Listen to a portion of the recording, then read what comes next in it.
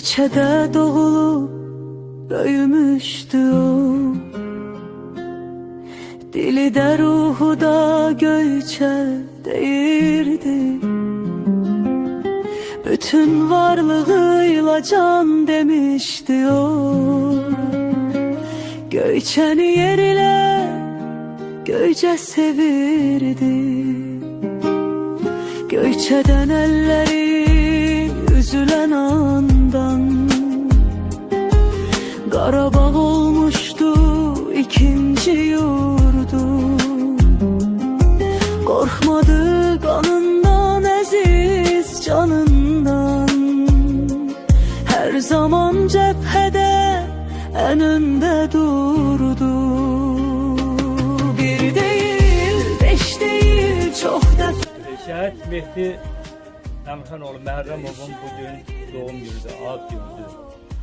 Ruhu şad olsun ve burada iştirakimiz təkcə düzdür, Mehdi Məhərrəmovun ad günü olsa da ümumilikdə burada iştirakimiz bütün şəhidlərimizdə və ümumilikdə Azərbaycan torpağında, Azərbaycan adına şəhid olmuş bütün şəhidlərimizə olan ehtiramdır, olan sevgidir. Allah cəmi şəhidlərimizə rəhmət eləsin.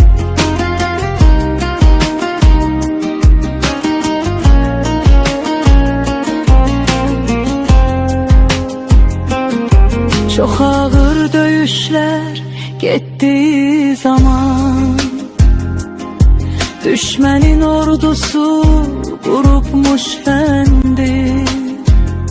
Salıp mühasireye önden arkadan düşmene geçipmiş çıldıran kendi. Döyüşe, döyüşe neçə qəhrəman, son damla qana dək durmadı geri. Düşmənin tutduğu qanlı çıldıran oldu da Mehdi'nin son döyüş yeri. Bir değil, beş değil, çok defelerle döyüşe girmişti o derede.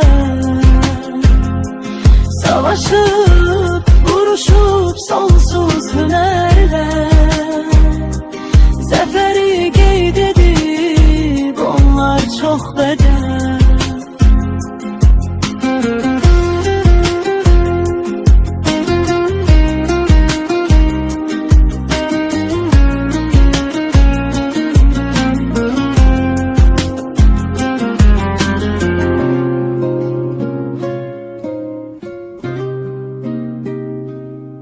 Göyçədə doğulub böyümüşdü o, dili də ruhu da Göyçə deyirdi. Bütün varlığıyla can demişti o. Göyçəni yer ilə Göyçə sevirdi. Göyçədən elleri üzülen andan Qarabağ olmuştu ikinci yurdu. Korkmadı kanından, əziz canından. Her zaman cephede en önde durdu.